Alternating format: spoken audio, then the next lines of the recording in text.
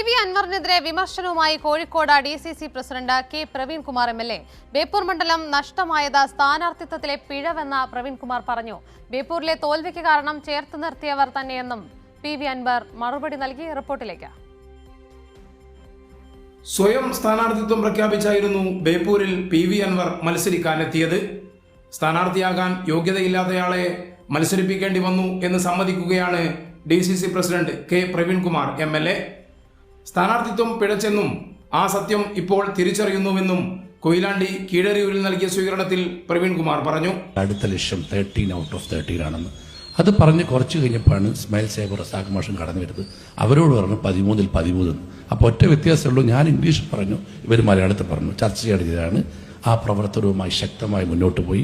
Sir പറഞ്ഞ ഒരു കാര്യം സത്യമാണ്, വലിയതാരും വാർത്തയൊന്നാക്കരുത്.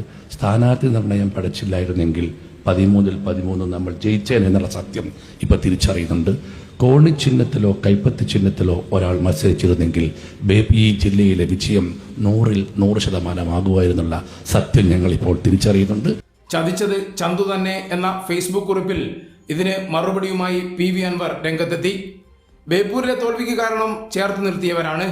മലർന്നു കിടന്ന് തുപ്പുന്നവർ UDFുമായി സഹകരിക്കുന്നവർക്ക് നൽകുന്ന സന്ദേശം എന്താണെന്നും പി.വി. അൻവർ ചോദിക്കുന്നു. അൻവർ വിജയിച്ചാൽ ബേപ്പൂരിന് സമ്മാനമുണ്ടെന്ന് VD സതീശൻ പറഞ്ഞിരുന്നു. ഇത് മന്ത്രിസ്ഥാനം സ്വപ്നം കണ്ടവരുടെ ഉറക്കം കെടുത്തിയോ എന്ന് പരിശോധിക്കണം. ഞങ്ങൾ ചതിച്ചതു തന്നെയെന്ന് വിളിച്ചു പറയാൻ ഉളുപ്പില്ലാത്തവർ ഇനിയും പറയട്ടെ എന്നും പി.വി. അൻവർ മറുപടിയിൽ പറയുന്നു. കൈരളി ന്യൂസ്, കോഴിക്കോട്.